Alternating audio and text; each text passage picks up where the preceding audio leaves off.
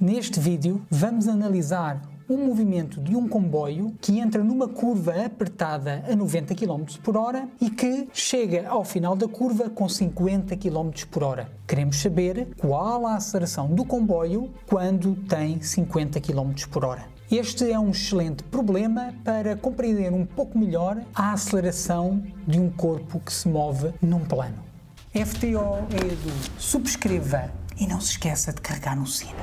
Vamos então começar usando o processo habitual. Primeiro vamos olhar para os factos ou para os dados. A velocidade inicial ou o módulo da velocidade do comboio quando entra na curva é de 90 km por hora. O tempo que o comboio demora a ir desta velocidade em moto para esta corresponde a um ΔT, que corresponde a 15 segundos. E a curva, vamos considerar que é um arco de circunferência, tem um raio de 150 metros. Na segunda célula da tabela temos as questões e colocamos primeiro a questão principal, que é qual a aceleração do comboio quando o módulo da velocidade do comboio é igual a este VF, e não devemos ficar apenas pela questão principal, mas devemos colocar aqui todas as questões implícitas que nos vierem à mente. Por exemplo, que tipo de movimento é este? Poderíamos ter colocado aqui outro como qual a distância que o comboio percorre. Não faz mal que as questões que aqui coloquemos, a sua resposta não seja necessária para a resolução do problema. No entanto, convém que as coloquemos aqui para nos ajudar a raciocinar ou a pensar sobre o problema. Por agora,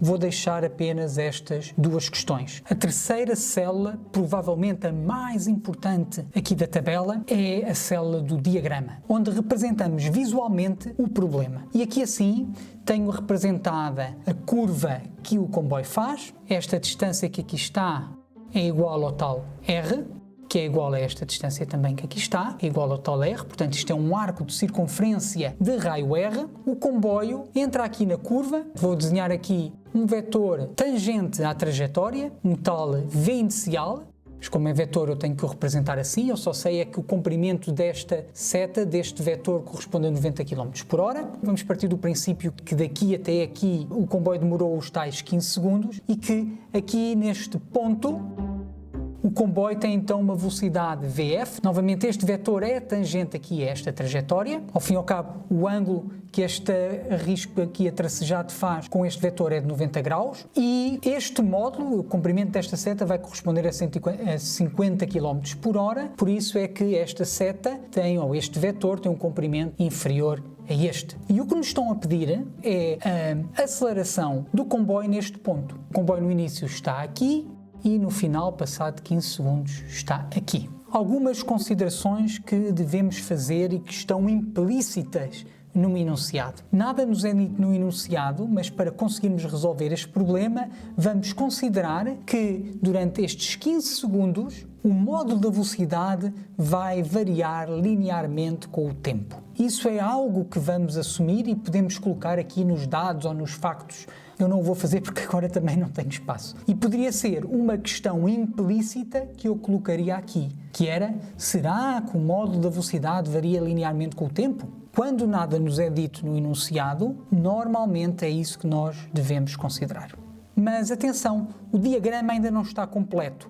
Nós sabemos que um corpo, sempre que altera a sua velocidade, vai ter uma aceleração. E nós podemos decompor essa aceleração sempre em duas componentes.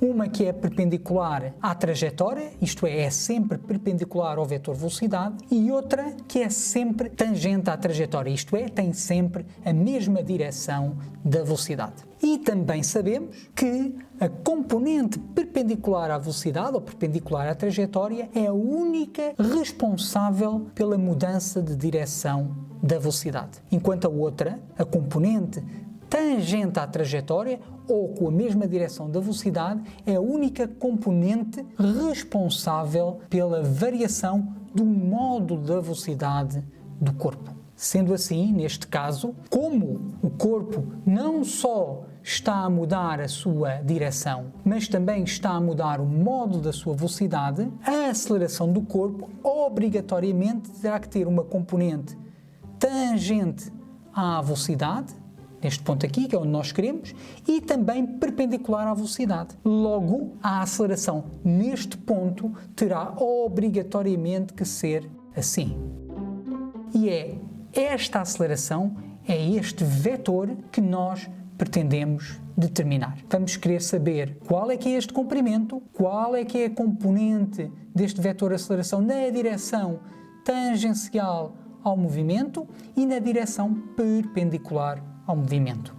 A aceleração aponta sempre para o interior da curvatura da trajetória e aqui a componente tangencial ao movimento aponta no sentido contrário ao da velocidade, porque a velocidade está a diminuir em módulo. Se a velocidade estivesse a aumentar em módulo, a componente da aceleração, em vez de ser no sentido aqui do quadro de baixo para cima, seria de cima para baixo. E então o vetor seria qualquer coisa assim. Se a velocidade não estivesse a alterar em módulo, como acontece no movimento circular uniforme, a aceleração só teria componente perpendicular à trajetória, isto é, teria exatamente a direção radial, isto é, não havia alteração do módulo da velocidade.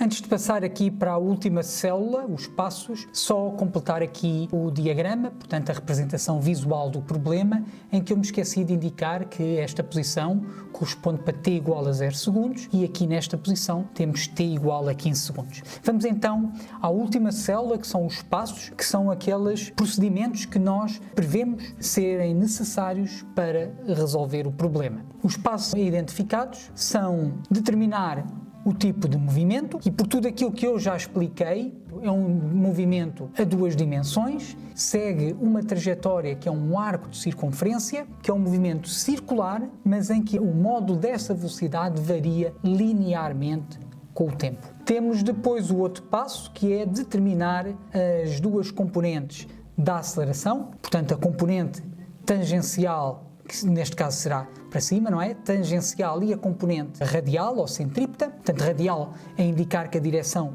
é do raio da curvatura, que neste caso é um arco de circunferência, centrípeta, que nos indica que aponta sempre para o centro da curvatura. Outro ponto fundamental é não esquecer de fazer as reduções, que quando formos substituir os valores numéricos, não esquecer de fazer a redução de km por hora para metros por segundo.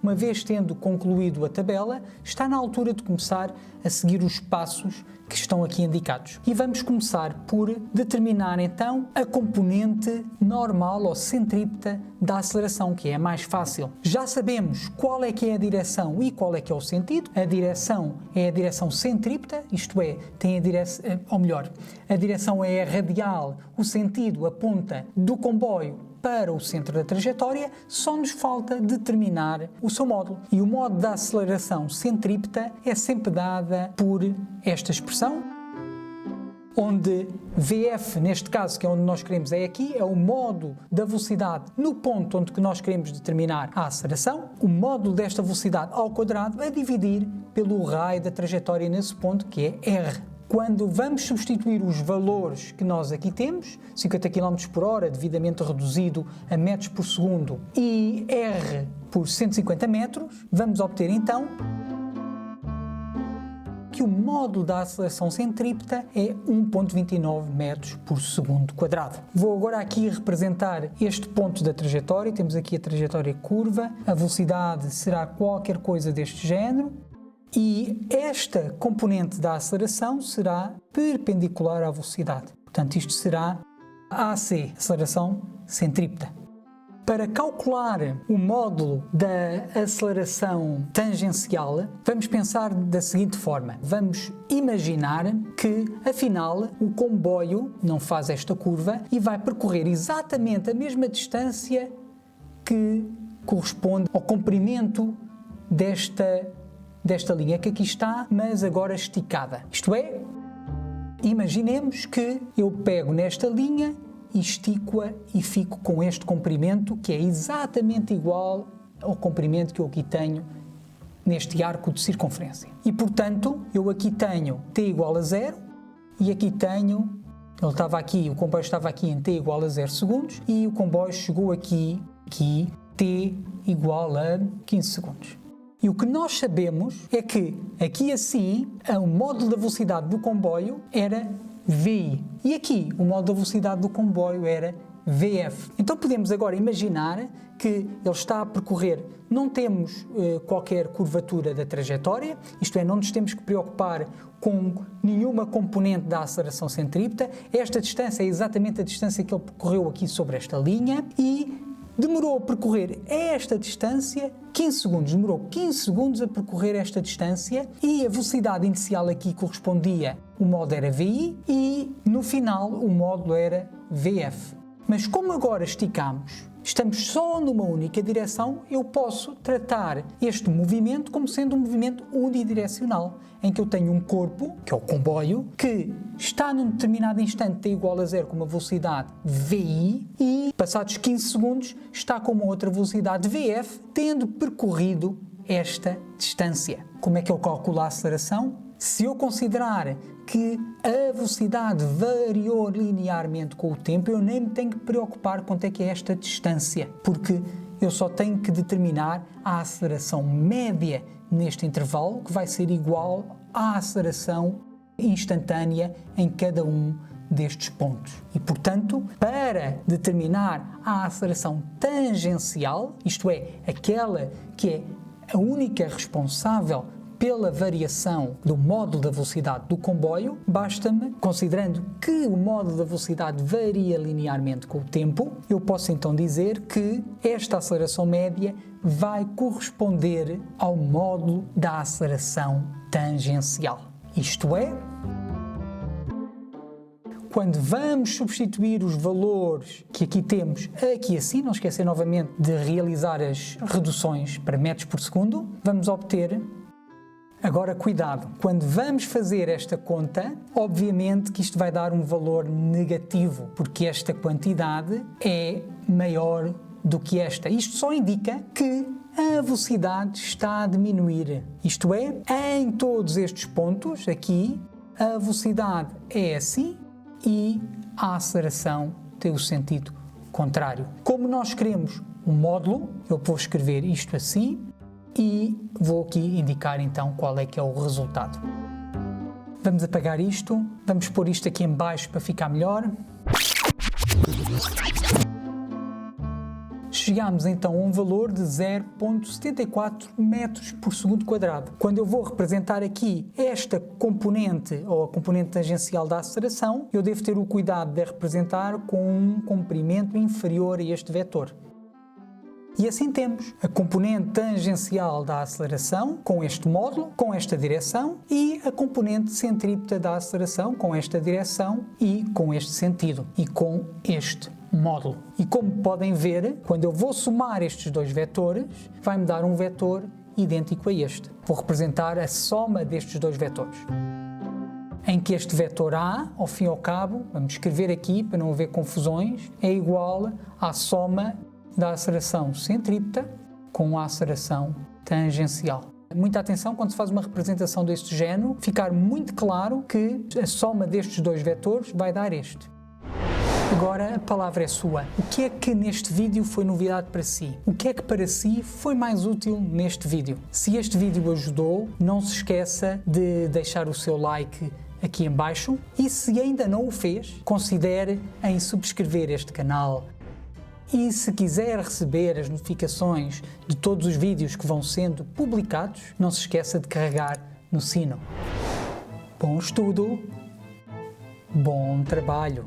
A aceleração centrípeta tem sempre, e a aceleração centrípeta é sempre dada por esta expressão, o modo da aceleração centrípeta, e o modo da aceleração centrípeta